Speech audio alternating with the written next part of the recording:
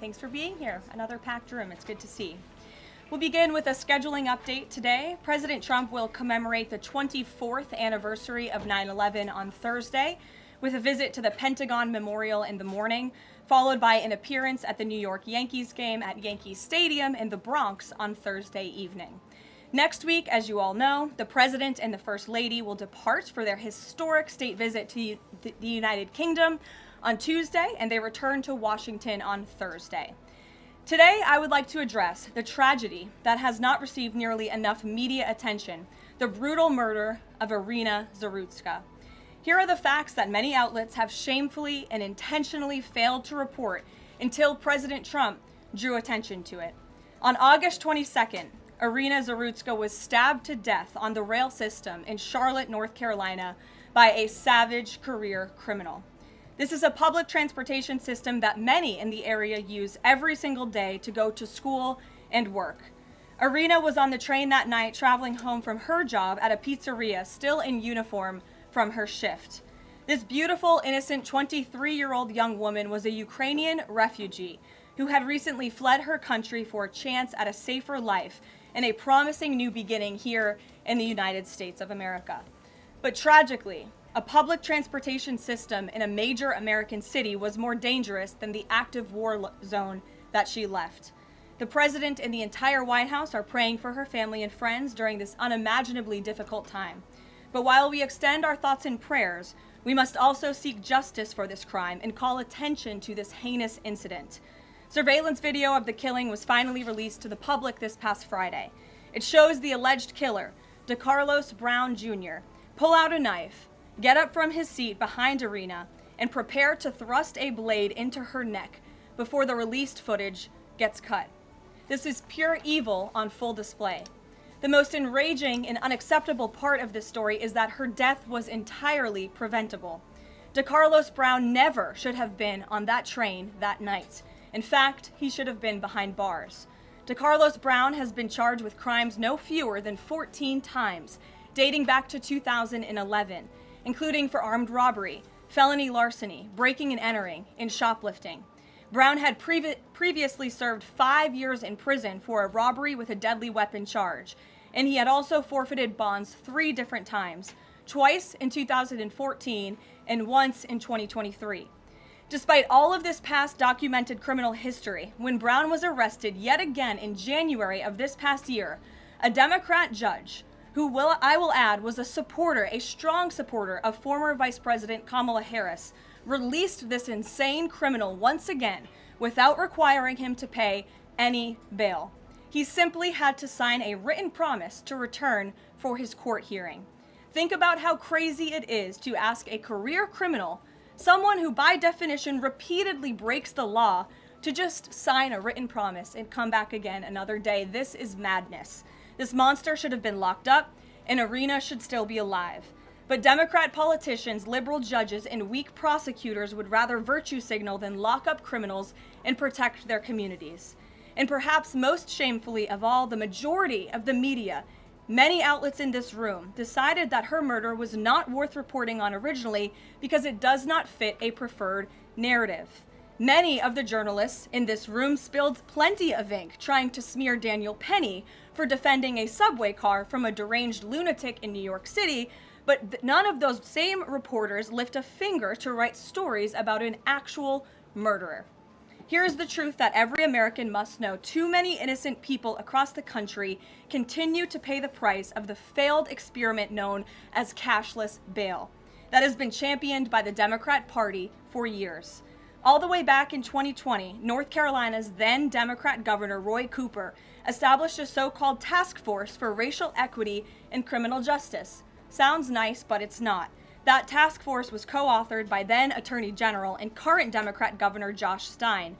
It recommended, quote, reimagining public safety to, quote, promote diversion and other alternatives to arrest.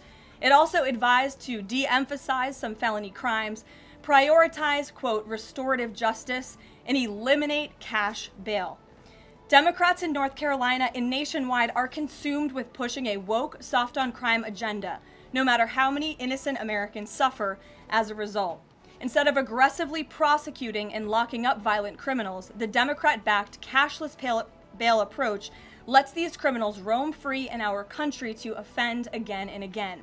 These reckless policies have turned too many of American cities into hunting grounds for career criminals who mock our justice system, drain law enforcement resources, and wreak havoc on law-abiding citizens. Enough is enough, and that is why President Trump is doing everything in his power by taking action to undo these absurd policies. The president recently signed a powerful executive order directing the AG to submit a list of states and local jurisdictions with cashless bail policies so that the Trump administration may identify federal funds that are being provided to these states and can potentially be suspended or terminated. President Trump firmly believes that to maintain order in public safety, we must incarcerate individuals whose pending criminal charges or criminal history demonstrate a clear, ongoing risk to civil society. This is a common sense and sensible approach that the vast majority of Americans agree with, and it's time for the Democrat Party to get on board with what is right. When these criminals are caught, they must be prosecuted to the fullest extent of the law and be sent to prison, where they can no longer terrorize our streets. This is the mandate the American people delivered to President Trump, and it's a mandate he intends to fulfill. Staying on the topic of public safety, new preliminary data released today by Customs and Border Protection in August shows that President Trump has delivered the most secure border in American history. For the fourth straight month, 0 illegal aliens were released into the United States by CBP. Nationwide encounters are down 93% below the peak of the Biden administration. Border Patrol apprehensions on the southwest border in the entire month of August were less than what was apprehended in 4 days in August 2024 under the Biden administration. President Trump has ended disastrous Biden illegal alien invasion, and he sealed our border in record time, keeping this central promise he made to the American public. With that, I will take your questions. Here in our new media seat today, we have Michael Schellenberger, who is the founder of Public News with nearly 2 million readers and subscribers. Michael, thank you for being here today. Thank you. And why don't you kick us off? Sure. Thank you for making space for new media. Nice to meet all of you. It's great to be here. I want to see if you could give some whether the president is considering additional measures against Europe and Brazil, not just for censorship, but also for preventing political candidates from actually competing in elections. We've now seen in Romania, France, and now Germany with Joachim Paul, efforts to basically just prevent candidates from being able to compete in elections. The president has shown some concern around President Bolsonaro, who's being prevented from running. All of this is coming in the context of increased censorship of online platforms, of American platforms, and efforts to censor Americans. I'm personally being investigated under criminal investigation with my Brazilian colleagues for publishing the Twitter Files Brazil. We're very grateful that the president has imposed Magnitsky sanctions on the judge. Is the president considering additional actions, given that it appears that they're going to end up with a conviction against President Bolsonaro, preventing him from running? Is he considering doing anything about this crackdown in Europe? I mean, it's shocking to see Joachim Paul, this mayoral candidate in Germany, the criminal indictment against him cites him, quote, saying that he loves the Lord of the Rings as reason why he's an extremist and shouldn't be able to run. So I just wonder if you could speak to that. And again, I'm grateful to be here. Nice to meet you all. And I'm grateful for what the Trump administration has done to push for free speech abroad. Well, thanks for being here, Michael. We appreciate it. Freedom of speech is arguably the most important issue of our time. It is enshrined in our Constitution, and the president believes in it strongly. He himself faced censorship in his road back to this beautiful Oval Office here in Washington, D.C., so he takes this very seriously, as does, I know, the Vice President of the United States and the entire Trump administration, which is why we have taken significant action with regards to Brazil in the form of both sanctions and also leveraging the use of tariffs to ensure that countries around the world are not punishing their citizens in this way. And at the same time, the president is, while he's leveraging the United States to safeguard our interests abroad, he's also making sure that freedom of speech remains here in the United States of America. So I don't have any additional actions to preview for you today, but I can tell you this is a priority for the administration, and the president is unafraid to use the economic might, the military might of the United States of America to protect free speech around the world. Quick follow-up to that? Sure. Quick follow-up, which is just, there was a Reuters story saying that the Trump administration was looking at this Europe-U.S. trade deal as one of the sticking points, this issue of the censorship, not just of U.S. platforms, of Americans. Do you have any updates on how those trade talks are going?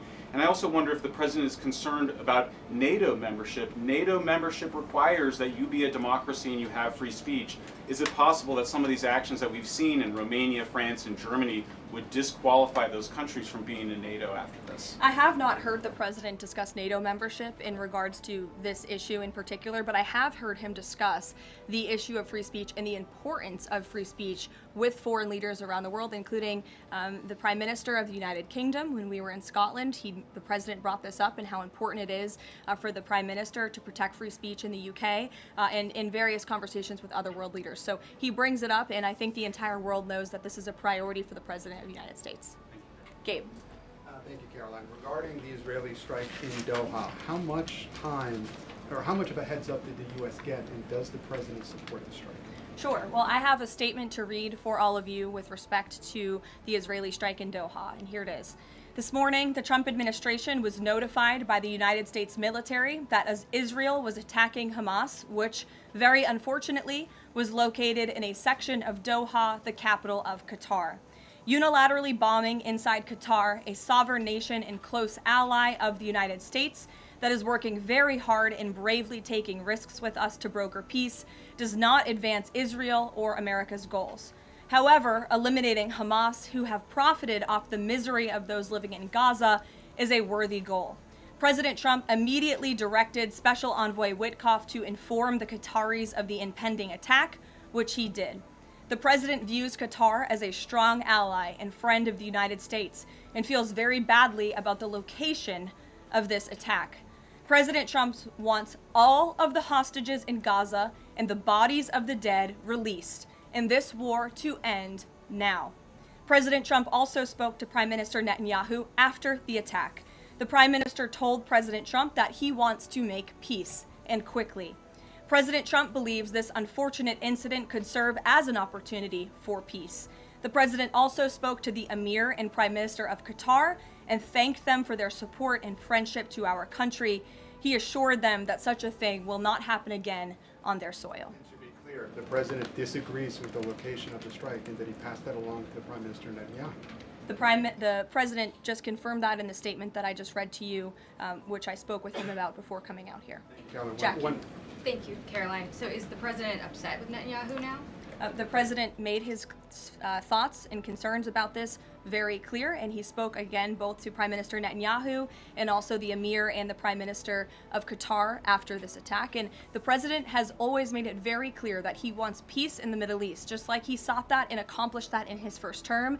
He expects all of our allies and friends in the region, that includes both Qatar and Israel, to seek peace as well. And he wants to see that happen, and he's working with all of our allies in the region to get that done. Are there any consequences, so to speak, for Netanyahu doing this, as it sounds, against the president's wishes, or at least his belief that it was appropriate?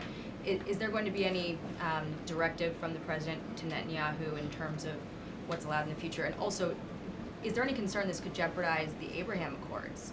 Look, that's a decision only the president can make. With respect to your first question, to answer your second question, as you heard from the president, he said he believes that this can serve as an opportunity for peace, and he's still actively and aggressively pursuing it with all of our allies and partners in the region. Jennifer. Just to follow up on that, Caroline, are you able to say how often the president spoke to the Prime Minister of Israel before this? Because that's one question. And then what did he mean on Sunday when he posted, "I've given my last warning to Hamas," etc.? He wasn't talking about this strike on Doha? No, he was not. As I told you, the Trump administration was notified by the United States military that Israel was attacking Hamas, and the president spoke to the Prime Minister after the attack, as well as, again, the Emir and the Prime Minister of Qatar. And I know Secretary Rubio and Special Envoy Witkoff were present for that call with the Qataris as well. Reagan. Thanks, Caroline. I have two questions for you on crime crackdown. Sure. Democrats have tried to argue that red states have higher crime rates while overlooking problems of high crime in blue cities. I'm wondering if the president would consider working with red state governors to fix high crime in blue cities, like in Memphis, Tennessee. So first of all, I want to get to the premise of your question, Reagan, which is being pushed by Democrats, that there is crime in red states. Of course, there is crime in all states, but the crime in these cities is all in cities that are run by Democrats. If you look at the list of the top 20 high crime cities in the United States, every single one, with the exception of one in Louisiana, is run by a Democrat. And these Democrats have supported the same policies that I spoke about at the beginning of this briefing, like cashless bail. If you look at a red state, Mississippi, but a Democrat-run city in that state, Jackson, in 2019, Jackson, Mississippi eliminated cash bail for virtually all misdemeanor cases. And while Jackson is not formally a sanctuary city, the state of Mississippi formally banned sanctuary cities, and this city has acted as a de facto sanctuary city for criminals and illegal aliens since 2017. Same thing, Birmingham, Alabama, a Democrat-run city in a red state. In 2017, the Birmingham City Council unanimously passed a resolution, quote, committing to establish sanctuary policies. So if you actually look at the facts from these Democrat-run cities, these are cities that are run by Democrats and by by members of the Democrat Party. These are blue cities, and they have all supported these disastrous policies which allow repeated career criminals back onto the streets to further commit acts of violence. And so to answer your question, yes, the president wants to work with anyone across this country who wants to end these horrible policies and to bring law and order to our streets. And I think that is proven by his tremendous cooperation with the mayor of Washington, D.C. and our nation's capital. And just look at the results of that. And I do have some updates for you on the D.C. crime crackdown if anyone is interested. There have been a total of 2,177 arrests made since the start of the operation on August 7th. Just last night, there were 57 arrests made in Washington, D.C. Of the 57 arrests, there were 14 illegal aliens who were arrested, many of whom had prior criminal histories. And other arrests just last night in our nation's capital, so you all can be very grateful for this. Our great men and women of law enforcement, both federal and local, working together as they should, made an arrest on a warrant for assault with the intent to kill. The subject shot 2 adult males after an altercation. They made an arrest on a warrant for an armed carjacking. The subject assaulted an adult male in the face with a firearm and then took his keys. We also made an arrest on a warrant for simple assault and the destruction of property and subsequently charged with second-degree theft. Last night in D.C., there was an arrest for possession of a controlled substance with second-degree theft. There was an arrest for possession of a controlled substance with the intent to distribute that subject. The person is also a subject of interest in a homicide and a carjacking. Last night in D.C., we also arrested a felon in possession of a firearm who was carrying that firearm without a license. So these are the career criminals. These are the bad guys that we are picking up in Washington, D.C. every day. The president would love to do this in every Democrat-run city across the country, and he hopes that more Democrats will call the White House to allow us to help them. One more that's D.C. specific. Congress is poised to not extend Trump's federalization of the D.C. police. Mayor Bowser signed an executive order formalizing cooperation with federal forces. You just mentioned all the success that the operation has had. Does the White House believe that the Mayor Bowser's action is enough to continue the crime crackdown? We are very grateful for the mayor's cooperation in this effort, and we look forward to continuing to work with her and the Metropolitan Police Department. Bloomberg. Thanks, Caroline. The president says, he plans to speak with Putin soon. Can we expect a phone call between the two leaders this week? I don't have any phone calls to read out between you, the president, and any other foreign leaders. Ed. Thanks, Carolyn. I want to ask about the benchmark revisions that came out. If you look at the revisions between March of 2024 and March of 2025, and you do a little math, it averages out to 73,000 jobs roughly per month added to the economy, less than what was thought. When can we expect the Trump administration, now their policies are rolling out, for that average to increase? Well, let me just say something about the revisions that came out this morning. And this was one of the biggest revisions in absolute terms in decades. And the benchmark year, March 2024 to 2025, shows that the job growth was vastly weaker during the Biden administration than ever previously reported. Between this revision and last year's, job growth was actually overstated by approximately 2 million jobs. And the Biden administration stood up here and vouched for that data and told you that data was real. And when President Trump calls into question the veracity of that data, like he did before he took the oath of office and even now as President of the United States, States, he was ridiculed for that. And turns out this revision proves two things. Number one, the president was right, and this is why we need new leadership at the Fed. And this makes it very clear that President Trump inherited a much worse economy by the Biden administration than ever reported. And it also proves that the Federal Reserve is holding our monetary policy far too restrictive. Interest rates are too high. The Fed needs to cut the rates because of the mess that we inherited from the Biden administration. Time frame. The president has said a year. Secretary Bessent said maybe the fourth quarter. When can we expect these numbers to increase? Well, first, we need accurate numbers. We need truthful and honest data, which is why the president took the monumental step to try and appoint and confirm new leadership at the BLS so we can have data that we can actually rely on.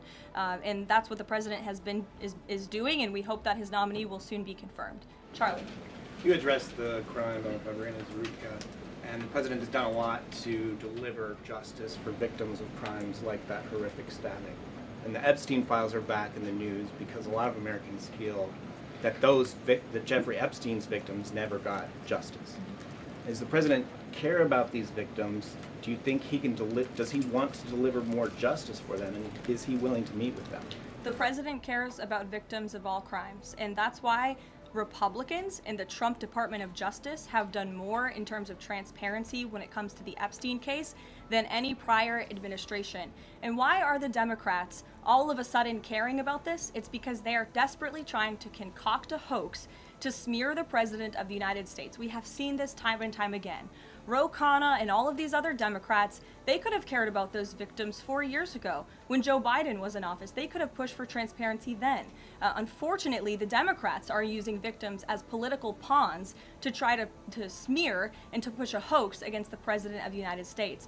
And I will get you numbers on the amount of child predators that this administration and this FBI and this Department of Justice have locked up under President Trump's leadership. We have done more than any president to protect victims of crime, especially disgusting, heinous sexual crimes, and that includes the deportation of illegal aliens who are perpetrating these crimes against innocent victims in our country right now today, and that remains a top priority for this administration. Does the president, will he meet with the victims? On the Doha strikes, did the president speak with Netanyahu before they were carried out? Did he urge him to not go through with it, or did they only speak afterwards? Again, I read you a statement. The Trump administration was notified by the United States military that Israel was attacking Hamas.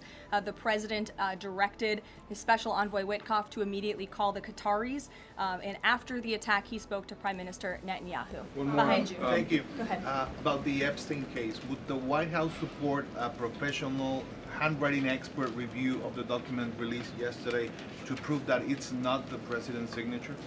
Sure, we would support that. And in fact, I have already seen many forensic analysts of signatures coming out. I believe it was the Daily Signal that published a piece with 3 separate signature analysts who said that this absolutely was not the president's authentic signature. And we have maintained that position all along. The president did not write this letter. He did not sign this letter. And that's why the president's external legal team is aggressively pursuing litigation against the Wall Street Journal, and they will continue to. Christian.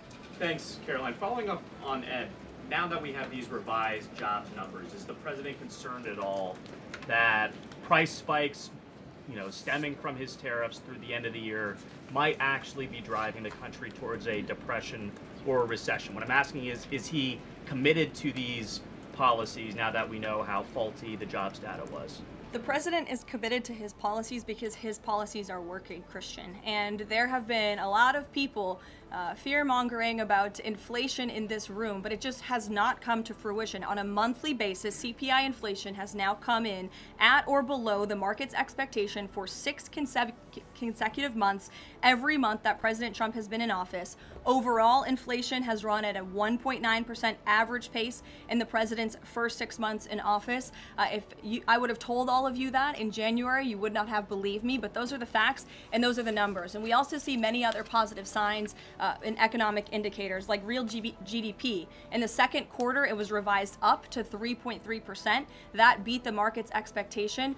We know there's a capital spending boom right now, which we know is one of the greatest economic indicators of job growth. We know wages are increasing at a far faster pace than they were under the previous administration. We see productivity in the second quarter was also revised up to a strong 3.3%. And total industrial production, factory output also surged. All of this means the economy is moving, people are working, people are spending money. You look at consumer spending, that is also ticking up and in the right direction. And a large part, it's because of the incredible work the president has done in terms of energy and unlocking our energy dominance in this country. Again, these jobs, the numbers from the BLS today prove that the economy was an absolute mess, and we are working every single day to fix it, and all of those indicators I just read for you are positive sign of what is to come. Just one more quickly on Sure, trade, Danny. I just wanted to get a bit of clarity on the sequence of events for the Doha attack and the notification. You said that the U.S. military notified, if I got it right, the Trump administration was notified by the U.S. military. That's right. Was the U.S. military notified by the Israeli military, or did the U.S. military detect an incoming Israeli attack on Qatar? The U.S. military notified the White House and the President of the United States. That's all I have to share for you on that, Danny. Thank you. Jeff. Also following up, you said that the president assured the leaders in Qatar that this would never happen again. Did he say that to the Prime Minister of Israel, and did Prime Minister Netanyahu agree to that? The president told that to the emir and the prime minister of Qatar, and the president also overstressed the importance of peace in the region in his conversation with Prime Minister Netanyahu as well. And Prime Minister Netanyahu told President Trump he wants peace and he wants it quickly. That's what the president expects to happen. The president is very clear in the statement that he just had me read, and you will all see it out on True Social very shortly, I am sure. The whole world will see it. He wants all of the hostages released out of Gaza, and he wants this war to end. Those are two clear directives that the president is making very clear for the entire world to understand. Mary. But Qatar obviously has been helping to negotiate these ceasefire talks. Does the president think that Israel is undermining negotiations by striking Qatar? Is he concerned that Qatar's no longer going to want to play that intermediary role? I think the president addressed that in the statement. I can read the whole thing for you again. I think it's very thorough because the president wanted to address all of your questions. We wrote, unilaterally bombing inside Qatar, a sovereign nation and close ally of the United States that is working very hard and bravely taking risks with us to broker peace, does not advance Israel or America's goals. However, eliminating Hamas, who have profited off the misery of those living in Gaza, is a worthy goal. So he answered that question himself. And to be clear, you can't say that Israel informed the U.S. What I can tell you is the United States military informed the Trump administration. Thank you. A quick follow on that. Can you tell us when the U.S. military was notified, given that the largest U.S. military base is in Doha? And then I have a question on D.C. crime. This morning, just before the attack, as I said earlier as well. Okay, thank you. And yesterday, the president spoke about D.C. crime and talked about how there was virtually none. And then he expressed frustration about things that take place in the home they call crime. He said, they'll do anything they can to find something. If a man has a little fight with the wife, they say this is crime. See, now I can't claim 100%. Exactly what crimes was the president referring to? He wasn't referring to crimes. That's exactly the point he was making, Ouija. What the president is saying is that these crimes will be made up and reported as a crime to undermine the great work that the federal task force is doing to reduce crime in Washington, D.C. And I think the president has every reason to believe that, given the efforts of many reporters in this room who actively seek to undermine the president and what he's doing in our nation's capital. We all know that deep inside you all agree with this because you all live here, and I'm sure you are very grateful for the administration's efforts to make the city, which we all reside in, much safer for ourselves and our families. Michael. Thank you, Caroline. Florida Congressman Randy Fine is calling for judges to face consequences if the violent repeat offenders they release go on to commit new crimes. Is that something the president supports? It's not something I've heard the president discuss. You can ask him yourself next time you have the opportunity to. How's that? Caroline, one more question. On Thursday, President Trump will head to the Pentagon and also to New York City in honor of the 24th anniversary of 9/11. Has the president expressed any interest on creating or having congressmen create a new 9/11 commission to answer some of the ongoing questions many Americans have about that day? I again have not heard the president discuss that. You're welcome to ask him yourself, but I do know he very much looks forward to going to both the Pentagon and the Yankees game in New York City on Thursday to commemorate the 24th anniversary. As you know, the president is a New Yorker at heart. He loves the city very much. It is his home, and you'll hear more about that on Thursday when the president speaks on this himself. Kelly. Caroline, thank you. I wanted to ask you a question about the president speaking yesterday before the Religious Liberty Commission. As you know, he's created the White House Faith Office, the Task Force on Anti-Christian Bias, and yesterday he talked about the importance of the Bible in America and the importance of prayer in America. Some people have criticized him for that in stating that he's espousing Christian nationalism. Yet the president has called on the American people to band together in praying for this nation for people of all faiths. How important is that to the Trump administration, and are there guidelines for implementing that? Well, last time I checked, it's not just Christians who pray, it's people of all faith who pray, and that's what the president wants to protect, the religious freedom for Americans of all faith. And he spoke about that yesterday, and that's why he was very proud and excited to announce this new initiative, Pray America, encouraging all Americans to pray for our country and the goodness of our country leading up to America's 250th birthday next year.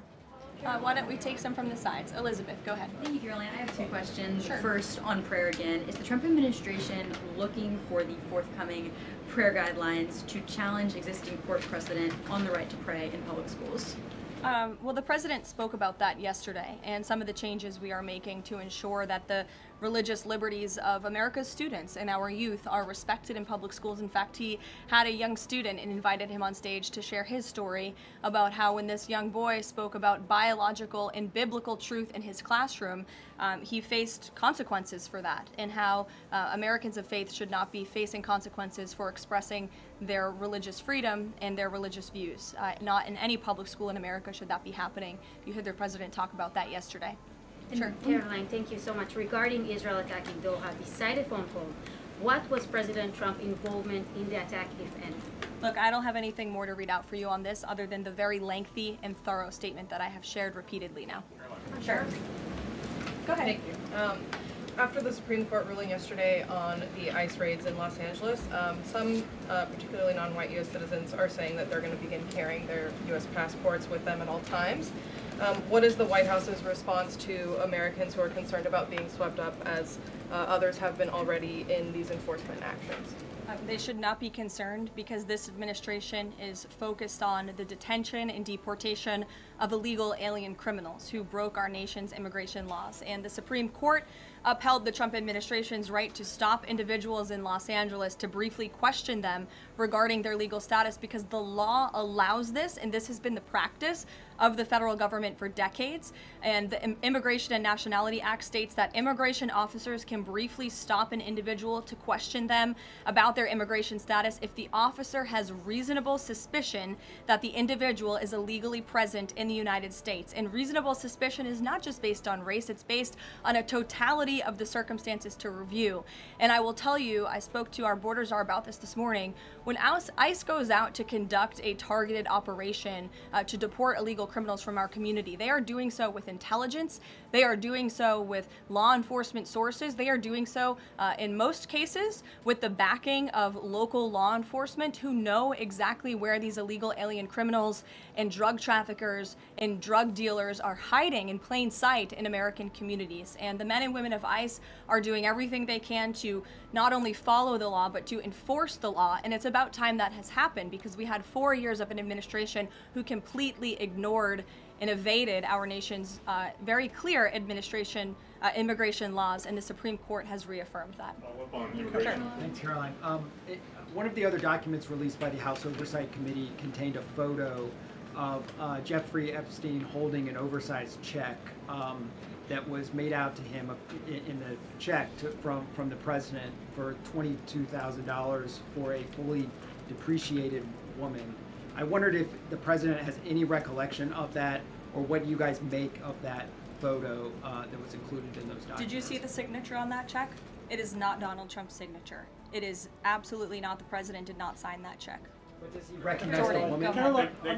on the, No. on the New York City election, Caroline. is he Well, considering? I'll take both of you. Go ahead. So first, is the president considering offering Mayor Eric Adams a job? If so, why? And does he think Curtis Lee was a serious candidate for New York City mayor? Look, the president has made it quite clear he wants this race to move forward in New York City. He does not want a communist to be running New York City, but as for weighing in on other individual candidates, I'll leave that to the president to do himself. Caroline, and then following up on Reagan's question, you know, many of these highest crime cities in America, they're led by black mayors, including the three that you mentioned, Jackson, Memphis, Birmingham. So given that, what's your response to criticism from the left that Trump is targeting black mayors? Isn't he just trying to protect black people? The president is trying to protect all Americans from crime, and he wants to make all of our cities in America safe. And the fact is, the most dangerous cities in America are run by Democrats, overwhelmingly. And according to the FBI crime statistics, 19 of the top 20 cities with the highest murder rate are run by Democrats. And these high crime Democrat-run cities are driving up the crime stats in otherwise safe red states. So of course he wants to address this problem. He's made that quite clear. You know, Mike Johnson, he came out and said that the president was an FBI informant. Do you know what he meant by that, if it's not true? I can affirm that is not true. I think the speaker was referring to the fact that President Trump kicked Jeffrey Epstein out of his Mar-a-Lago property for reasons the president has already discussed. John. Oh, thank you, Caroline.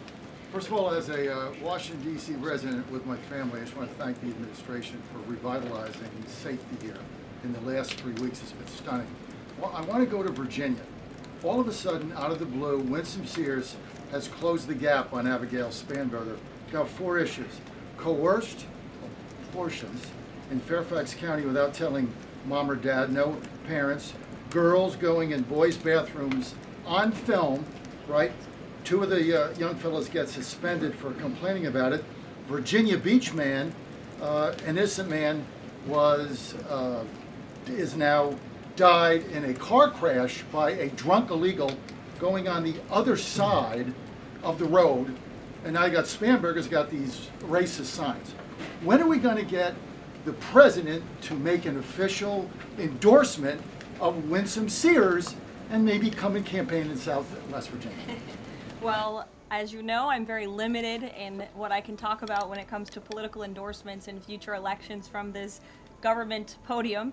But all of the issues that you just mentioned I know are very important to the president, and it's quite common sense. It's the foundation of the Republican Party, and it's what sent this president back to the Oval Office. We want to keep men out of women's sports and bathrooms. We want criminals to be locked up. The president wants to see law and order in every state across the country. But as for political endorsements, I'll leave that to him and his political advisors to make those. Sure. Haley. Thanks, Caroline. I have 2 questions for you, if it's okay. One on Doha and one on immigration and crime. Sure. On Doha, ahead of the strike we saw today, did the administration at any point try to dissuade the Israelis from the potential for an action like we saw today? Again, I have answered questions repeatedly on this. I have a very lengthy statement which we will release after this briefing for all of you to read and to report on once again. Okay, and then on a case in Maryland, the killing of Dakara Thompson, there are reports that the suspect arrested for her murder was in the country illegally and arrested and released for driving under the influence both in 2022 and in April of this year by U.S. Park Police. Is the administration looking into what process allowed this to take place? Yes, we absolutely are. As soon as we saw this case, we ensured that the Department of Homeland Security and the Department of Justice were on it, and I can assure you that they are. This is another heinous act of violence against someone who should have never been in our country illegally in the first place, and that's exactly why the deportation of illegal criminals from our country is a top priority for this administration, and it's something that is happening every single day. And I would encourage all of you to continue to report on the very violent illegal alien criminals that we are deporting daily from American communities across the country. We will never understand how many lives have been saved by these efforts, or how many lives would have been lost if not for this president and the administration's policy to deport illegal criminal aliens. Emily. Thanks, Caroline. Follow up on Charlie's question. Would the president meet with the Jeffrey Epstein victims? I don't have any meetings for you to read out on that. Caroline. Go ahead. Thanks, Caroline. Is the Trump administration considering a ban on transgender Americans owning guns? Is that something the president would support, even as we've seen some gun groups oppose the idea of it? I saw reporting on this. I understand there were very preliminary, low-level discussions about this at the Department of Justice, and then sometimes those discussions are reported as fact. I'm not tracking any potential actions on this front, and I'll let the president weigh in on that. It's a policy decision, and it's far too early or would be premature, inappropriate for me to weigh in on it at this point in time. Behind you. Go ahead. After the immigration raid at the plant in Georgia on Friday, the president said over the weekend that he's open to some kind of changes in perhaps rules or visa rules or law that would prevent something like that happening in the future for skilled workers to train American workers. That's right. Can you confirm that and that the administration supports those changes, and what exactly would that look like? Well, the president said it himself in a statement that he put out on Sunday night, where he is very grateful for foreign companies from around the world and the investments that they are making right here in the United States of America. And he understands that these companies want to bring their highly skilled and trained workers with them, especially when they're creating very niche products like chips, or in this case in Georgia, like batteries. But the president also expects these foreign companies to hire American workers, and for these foreign workers and American workers to work together to train and to teach one another. And so he expects these foreign companies to hire American labor. We want Americans to have these jobs.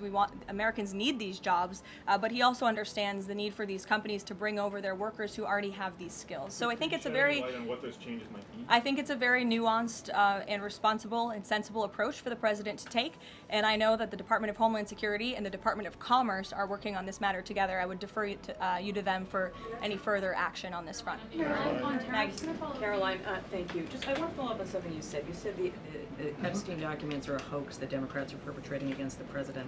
You've said he didn't sign that check, that he didn't sign the birthday card that he allegedly signed. So what is the theory, since these documents came from the Epstein estate?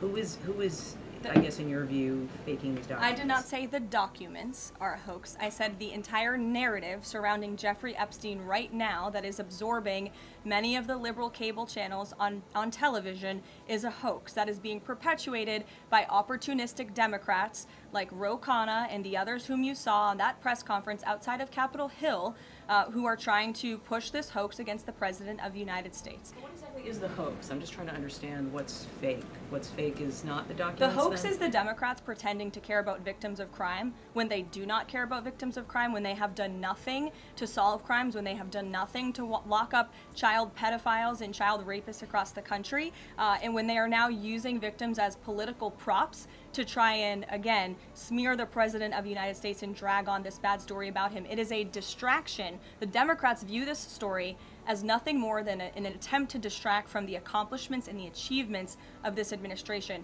And that is what we mean when we call it a hoax. If he didn't sign these, if you said he didn't sign the birthday card, he didn't do this, he also didn't do the check, those were in documents from the estate. So what is the working theory as to why he's in them? The president has one of the most famous signatures in the world, and he has for many, many years. You know that, Maggie, you've covered him for a long time, long before he assumed this office when he was a businessman in New York. The president did not write that letter. He did not sign those documents. He maintains that position, and that position will be argued in court by his lawyers. The president is very confident he is going to win this case. Carolina, thank you.